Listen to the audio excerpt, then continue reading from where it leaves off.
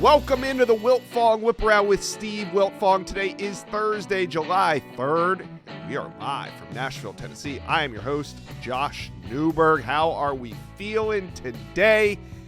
Got a lot of fun in the sun coming up tomorrow, but also a lot of commitments. We're going to get Steve's predictions on all the big July 4th and July 5th commitments that are coming up this weekend. But before we get into it, hit subscribe to the Rivals Recruits channel. This time of year, it's the reason that we are all here. We have live commitments going down all the time. Best way to be here is to get notified as a subscriber. All right, let's bring in the great Steve Wiltfong. And Steve, before we get to your predictions, and you got a lot of them, let's talk about USC. You recently made a trip out to LA. It looks like the Trojans are ready to be great again. We know they are on the recruiting trail. So what did you learn about USC on your trip out there? Well, I think the biggest takeaway is this football facility that they're in the process of building. I mean, and even by the time I was on campus and by the time I left, I could already see some improvements to this structure, this monstrosity, this 160,000 square foot state-of-the-art facility they're building near the USC football facility right now that's going to house this football program. And it's going to be state-of-the-art from training facilities, nutrition, medical, football training, meeting rooms, everything, the whole nine. And USC, they're pouring and investing a lot into this football program to get it back to prominence, to put this team in position to win the national championship. Yeah, and we talk about USC a lot on this channel, especially this offseason. Trojans currently with the #1 recruiting class in the country. So you were able to kind of take a look behind the curtain. How has USC improved their off-field recruiting staff? Well, they've hired some of the best in the business. Obviously, that starts with new general manager Chad Bowden, who helped Notre Dame build a roster that competed for the national championship last year. He's very involved in building relationships with recruits. Obviously, he's leading their NIL discussions with top prospects, and his aggressive approach has allowed USC to have the top-ranked recruiting class in the country. Assistant general manager Jay Brown, he's the one who drove me around on campus in a golf cart. He said, when this new football facilities built, we're going to feel invincible at USC. But he is also someone that engages with the prospects, builds meaningful relationships with them, and helps be eloquent in the message of why USC is the program for them. Weston Zerchall, one of the top off-field recruiters in the country, someone that many of their top recruits like Albert Hill mentioned going through their process. Weston, I apologize if I butchered your name, but you are a key figure for USC football recruiting. And then obviously the on-field coaching staff has been terrific. Lincoln Riley engages with top prospects. I don't know if there's a better recruiter in America right now than Coach Henderson, USC's defensive line coach. The way he embraced college football recruiting coming from the NFL. Oftentimes we see NFL guys come to college football. They're arrogant. They're snobbish. They think this is rocket science, and they don't like recruiting, and they think kids should just come play for them because they were in the NFL.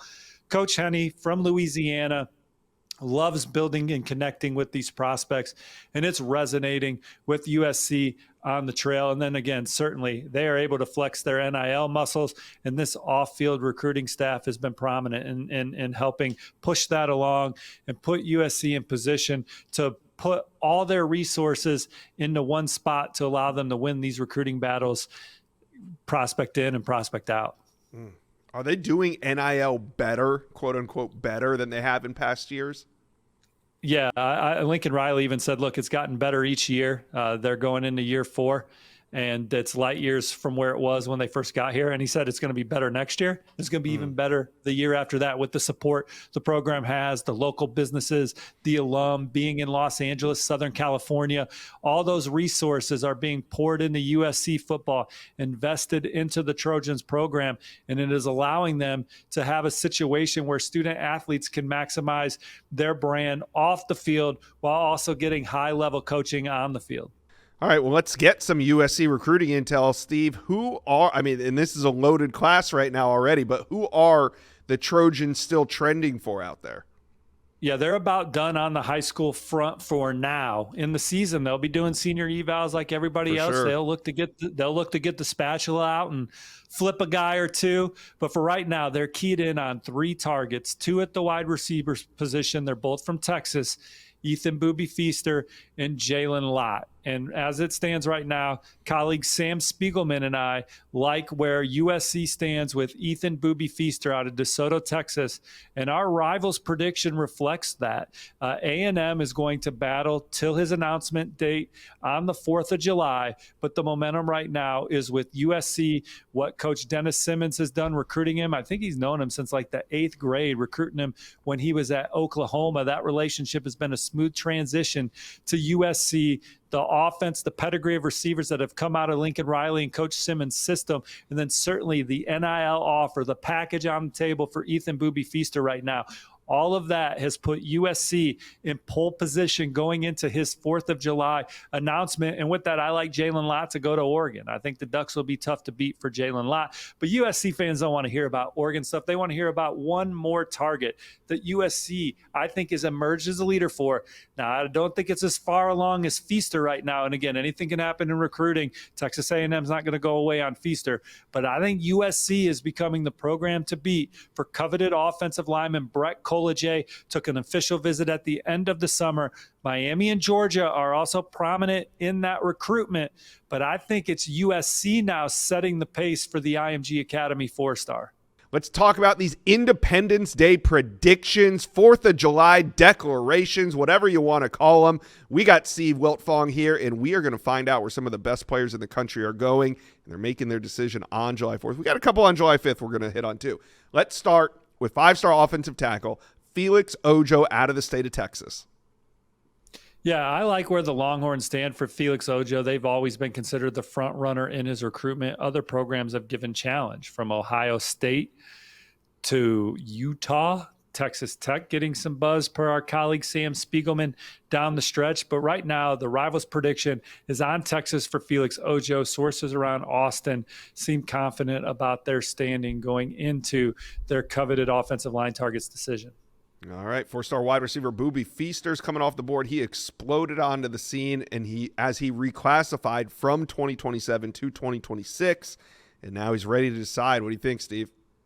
There was a time where I liked LSU back in the spring. I thought the Bayou Bengals were the one to beat, but as his decision nears in the summer, it was USC and Texas A&M emerging. It's been a back and forth, but I think the Trojans are the program setting the pace going into Ethan Booby Feaster's announcement. The relationship with Dennis Simmons goes back to when he was in 8th grade and Coach Simmons was recruiting him at Oklahoma. It's been a smooth transition to Southern Cal. The offense, the track record of wide receiver, the NIL package, USC setting the pace. But Josh, A&M's not going away. You're going to want to stay tuned for that announcement because we know A&M can make up ground fast, but I like the Trojans.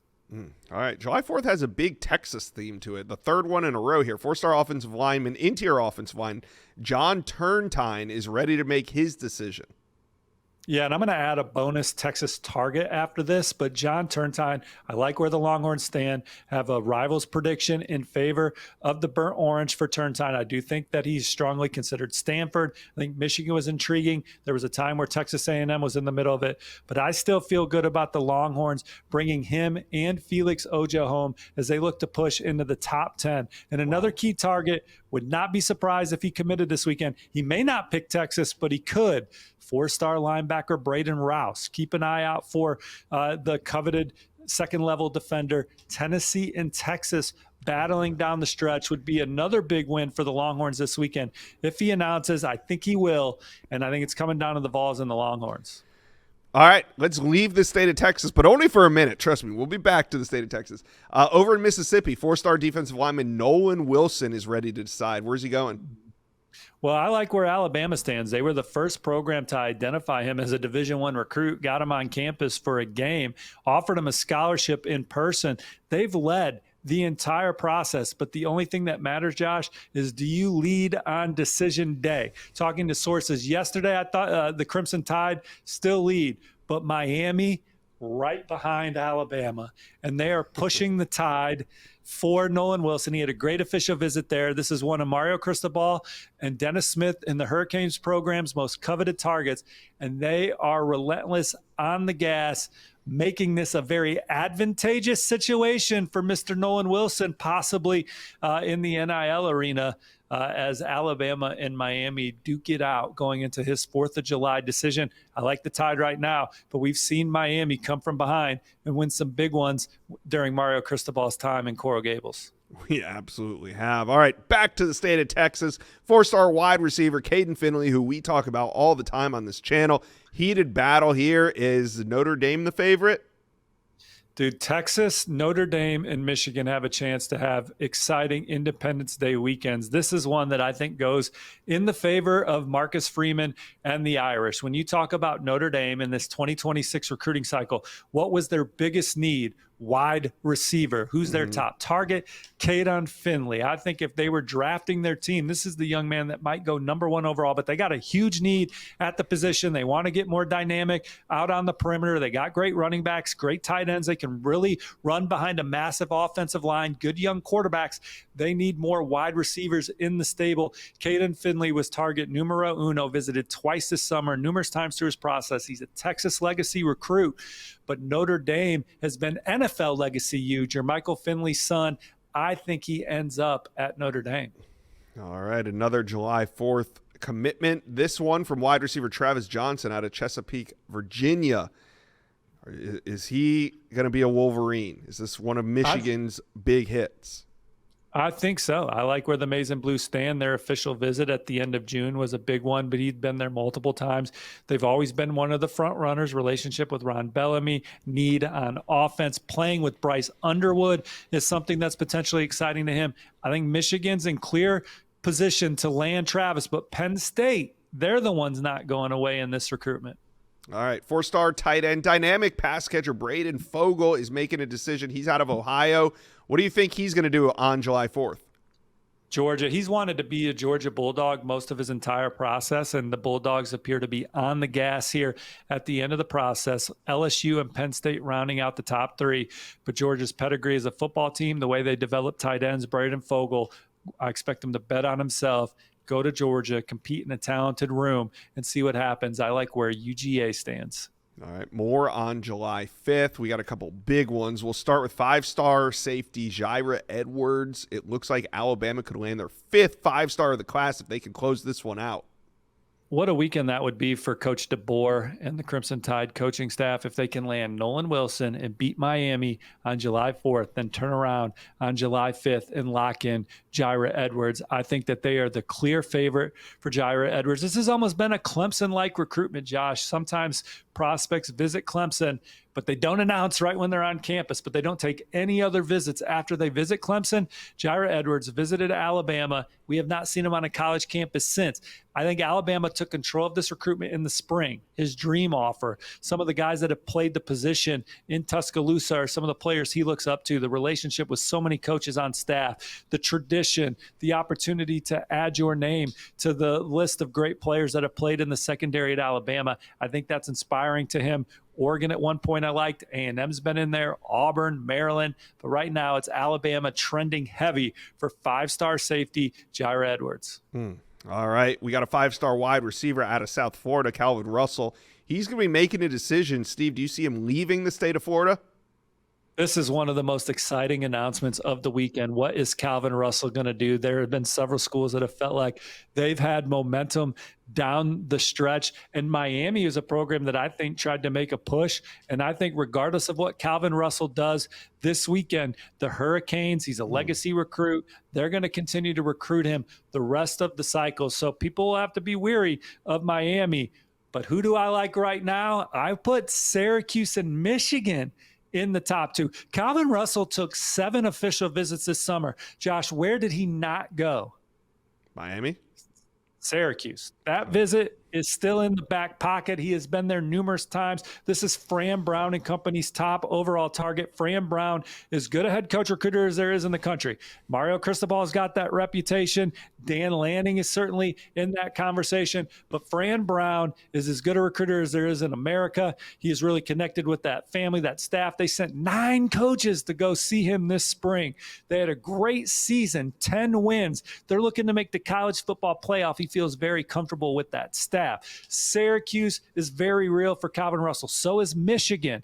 The family loves what Michigan brings on and off the field. This is one of the guys that Michigan's prioritizing down the stretch. We know if it's an NIL battle for a top target, Michigan can go toe-to-toe. The chance to play with Bryce Underwood, Michigan is in there. And then LSU's had some buzz too. I think there's some people around Baton Rouge that felt like they led. But if you're asking me who has the inch right now, and this is more of like an educated guess. This isn't even like this is what people are telling me and I'm just trying to create get you on the right track. This announcement is going to be exciting, but I would give Syracuse the inch.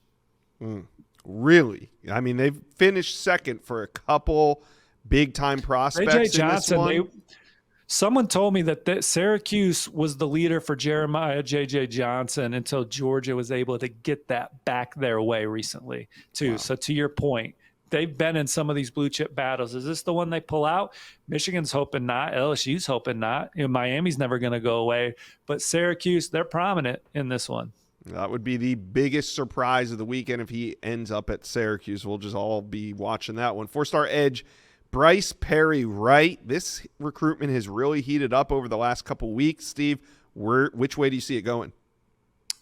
Yeah, I like where Texas A&M stands for Bryce Perry Wright. This is one of their more coveted targets on the edge of the defense in the 2026 cycle. He went there in the spring, had a great official visit.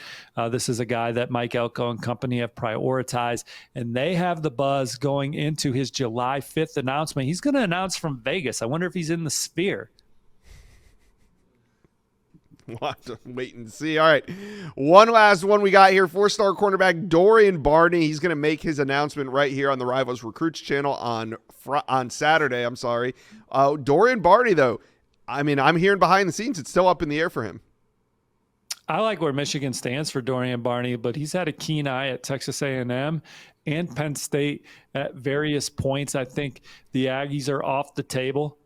Maybe Georgia Tech's involved, but Michigan is the program coming out of the official visit that I think is in pole position for Dorian Barney's decision, the way they develop defensive backs, the way they've poured into him as a priority, regardless of position, the comfort level he has around Coach Sharon Moore, Coach Morgan, and that staff.